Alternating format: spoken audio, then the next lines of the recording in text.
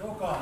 Mr. Buckner. Here. Mr. Gallagher. Here. Mr. Peters. Here. There is one present. As you wish, please stand for the pledge and the invocation. Allegiance to the flag of the United States of America and to the republic for which it stands, one nation, under God, indivisible, with liberty and justice for all. Dear Lord, please be with us all today as we come and do the best we can for the county. Lead us and guide us. Help them all that need you, dear Lord. Be with Linda's family as she goes through a hard week this week. Dear Lord, and thank you, and continue to be with Betty's family. Dear Lord, I ask this in your Son, Jesus Christ's name. Amen. Amen. There are the plans for Linda's mother's visitation and funeral, be tomorrow in Bryson and Cottonmouth.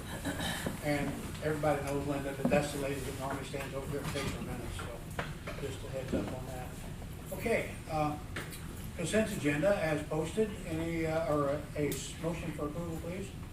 I'll make a motion, we approve the consent agenda. Second? I'll second. All in favor? Aye. Aye, thank you. Okay, bridge bid solicitation. We are going to hear from Mr. Manning. Jeremy, please stand up to the mic and start out with your name. Hello everybody, I'm Jeremy Manning, Spinning Company Engineers. I'm a structural engineer. Been designing bridges for San Francisco County for quite a long time actually. Actually Friday, Old Fredericktown Bridge Road was advertised for bid. Bid openings will be the 29th at 10 o'clock right here. Hoping with all the price increases that we're all experiencing right now, that we'll still get a really good bid for this project that is in desperate need of being done. So now, I have, as long as you guys want, for any questions. Do you think, Jeremy, you think the price increase that'll, with everything going on in the world today, the gas, it's gonna make an impact on this? I do. Unfortunately, everything's going up.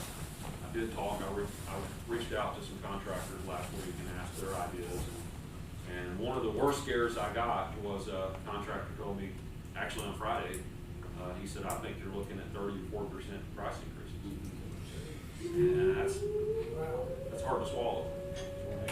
Jose, because what is that? Tornado. It's a tornado drill. A drill. Just a drill. Yes. Preparing to stay. Okay, Mr. Emergency Management Director, should we do anything now? You're fine. Okay, go ahead, sir. We're safe. We're safe.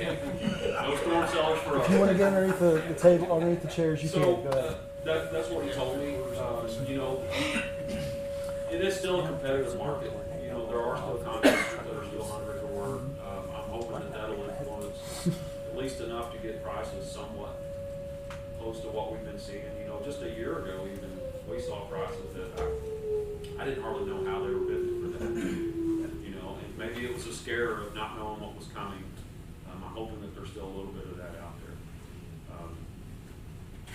But it's one of those things that you just don't know. As volatile as it is right now, you know, I priced some sheet metal last week for myself, and Metal Yard told me that it went up ×3 in 2 days.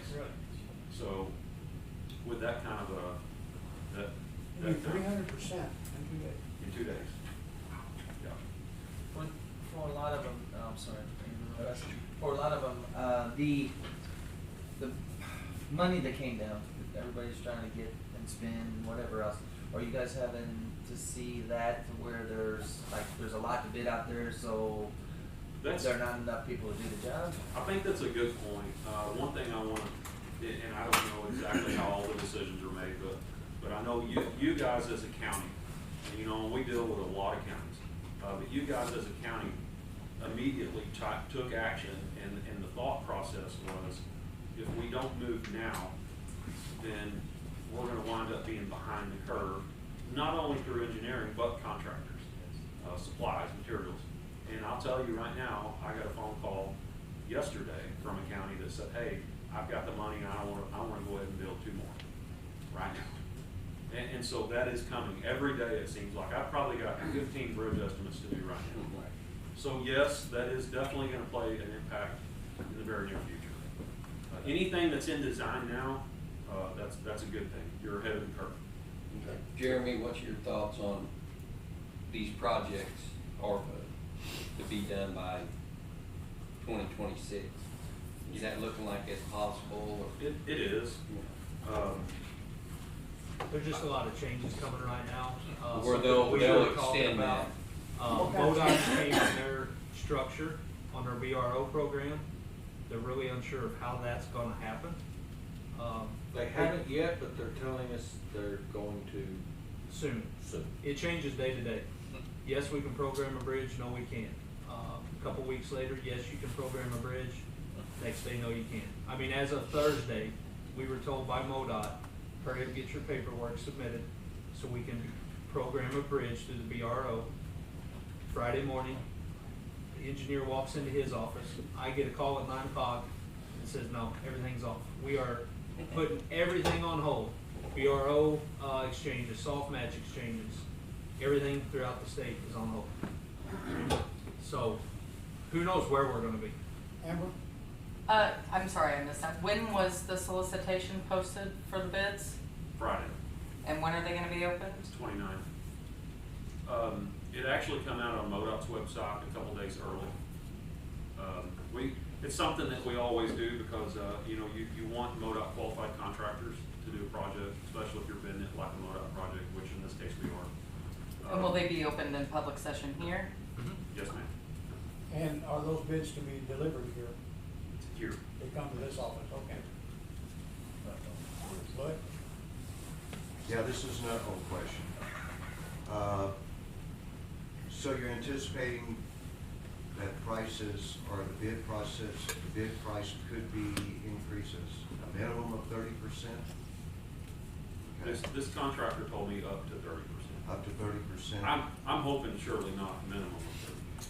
So what is the impact if you delay construction of this bridge? I think it will only go up. It's really gonna stack all those projects Well, together. Especially with what we just talked about, the money coming out, Correct. we gotta spend. There's a lot of bridges getting ready to come up. And to be ours honest are with you- engineered right now, so that's good. As Jeremy said, he had a county contact him yesterday saying, we want you on bridges program. We'd love to be able to say that tomorrow. That we have 4 on the waiting list that we would love to, Okay, but. all We're ready this- to pull the trigger on them, should we get the money. But all this thing about the bridge, you're talking about the money, but what about the bridge itself? What about the quality of it and the safety of it? so the quality of the bridge, we actually talked to the, bridge engineer today, which he's a new bridge engineer, been in place, what, about 12, 14 months, something like that, For MoDOT, you mean? from MoDOT. Since, Chris Crocker moved up, Brian Okenfuss moved out, this guy has moved into Chris's spot. That will have to be load posted, school buses will not be able to cross. Should this, School bus? School bus. school buses would not be able to cross, should this bridge not be replaced. As of right now, based on the engineer from MoDOT, when they come in to do our inspection, they're seeing evidence of this bridge deck separating from the substructure, 2 to 3 inches when the water gets under. The hydraulic pressure is raising the bridge deck. Cause, where the corn stalks and stuff were placed in this bridge, they said there's no other way than the bridge deck to be raised. But So to clarify for the public, are you using ARPA money for this or is this county money? This was county budgeted. Okay, and so you projected the bridge cost initially to be how much? I think it was like 5.5 Times 30. times 30, and we have made some changes to it, which are gonna increase the price, So you're looking at about 700,000. say 8. Bob? I've seen water go over this bridge several feet. I don't know exactly what It's, the it's, go ahead. maximum depth is, but on this new design, will it be above high water or will it, what's the conditions that it's gonna be when it's done? To do, that's a pretty good question. It's a really good question. It's something that we've talked about to a lot of different places and a lot of different people. You're tasked as a community to come up with the greatest situation you can financially. So, to be able to get that bridge completely out of ever being able to be flooded again, then you're talking about minimum double that money. And I mean double the 800,000. So, in that design phase, so then I meet with your road department heads and your county and say, well, okay, the county only has so much money. You know, your overtopping frequency is A. Wouldn't it be nice if it was only, let's say your overtopping frequency is 3 times a year. Wouldn't it be nice if it was only once every 5 years? You know, could you live with that? Would the public be able to live with that without having to go in and spend 2 to 3 times the amount of money?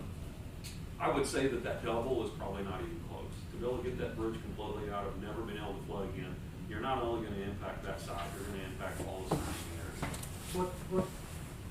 What are you getting it up to? In other words, sure, I understand that getting above 100-year flood level is very, very costly, including the approaches to it.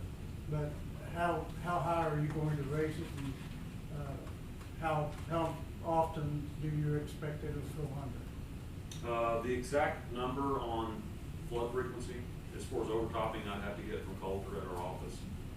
These days, I do primarily the pre-stress design. But the elevation I have here today, in fact, I brought you a set of plans. I think it's exactly right at 4.5 feet is the increase in elevation. Okay. And we're going to a single span, not a single span. On the east side of the bridge as well, we're gonna increase some flow. Where the creek channel's not parallel in the road surface and dumping in above the creek, we're gonna, you know where the easement's at? Mhm. We're gonna Move that over, yeah. and that'll also be an overflow. Yeah. And that was some of our additional costs. That will help Yeah. quite a bit. It will. You're looking at it, and I don't know the history of that bridge, but the terrain, everything tells me that ditch was made at some point by someone. Certainly doesn't appear that God did it. Whenever the road was built, at some point it was probably elevated a little bit more, and then drainage was taken parallel along the road. But the terrain certainly doesn't look like that was how it was 120 years ago. So Johnny Clay comes back and says, don't you think that if we open this back up, if the landowners all agree, then it would, hey, yes, it absolutely will help your bridge. Because you're putting water flow back to where it was intended to go, not trying to make it turn and go sideways and then dump underneath the bridge. But taking all of that hydraulic flow, putting it back downstream. Before it gets to the bridge. Before it gets to the bridge. And we as a county, we don't have, the funds to go through and to get every bridge that we rebuild to the 100-year level. So what we look at is trying to get these bridges where they are passable in the moderate rains. I know we've talked about this before about, you know, when you're 2, 3, maybe 4-inch rains within several days. But the rains that we seem like we're getting anymore, you know, the 5, 6-inch rains within 36 to 48 hours. We don't have a budget that will allow us to prepare for that throughout the county. If that's the case, then we may build one bridge every 8 to 10 years based off of our budget, and that's just not gonna work. So basically, when this bridge is finished, it will be structurally sound, it will be safe for traffic, but there will probably be 2 or 3 times a year it will be underwater. Yes. Not the bridge itself, but the road will. But the road will be impassable. There will not be the hydraulic pressure placed upon this bridge It's the also, way it's being designed. it's also a little bit longer too, which Open helps and as channel well. level. I don't remember the elevations, but there's a lagoon, I think quite a bit above the bridge level now. And I've seen that overtop that lagoon. Underwater, yes. We have pictures from last February, I believe, or maybe in January. We had sent Jeremy and Bob, that it was over the lagoon, and just as recently as February of this year, it was approximately a foot over the guardrail in that last heavy rain that we had. What I kind of thought was ironic too, and I think something you'd find interesting, is that whenever, I can remember Coulter come into my office and he said, you know what's funny is FEMA flood maps are almost identical to the flood elevation that I'm getting on the audit. That was kind of, so that flood map is not wrong, and it's showing me exactly what you're saying. As far as its elevation going over the lagoon. Bob, how far does that water, people don't realize, we're just talking about flooding there, but how far does that water come from to get there? How far does it come? Yes, I mean, 100 people don't years? realize how There's a far lot that of water acreage travels. above that. There's a lot of acreage.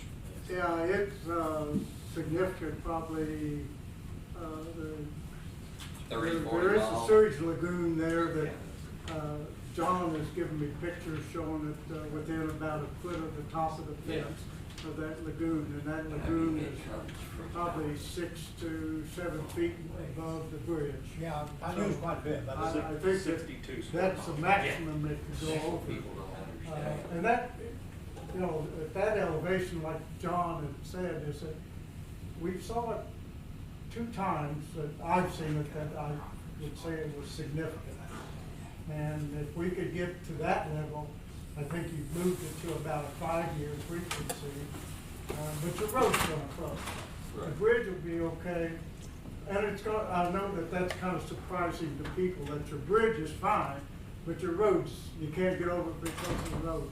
But, And the there bridge will again, be that there. protects your bridge. And the bridge will be there if the water The goes bridge, down too. the bridge will be Yes. there, Yeah. and, you know, quite frankly, you don't wanna raise the road, because then, you could, You're flooding the farmer's field. yeah. And that's what goes into that Yeah. cost, you know, it's not just a bigger, it's not just a bigger bridge.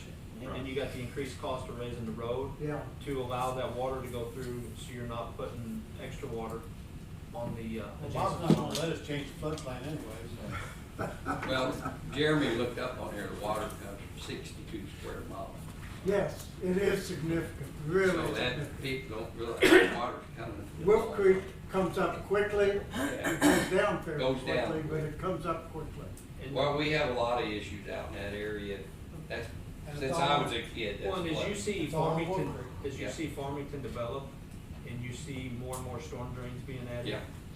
That's just increasing the velocity and this water coming up.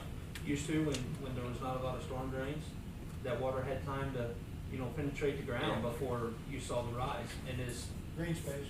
as Farmington grows, we're gonna have this issue more and more, in the surrounding parts. of Right on Farmington. the outskirts of most of the city Absolutely. limits, we have a problem The everywhere. way to think of it is that if you have a natural field, basically 60%, 70% of the water will soak in, and 30% will run off.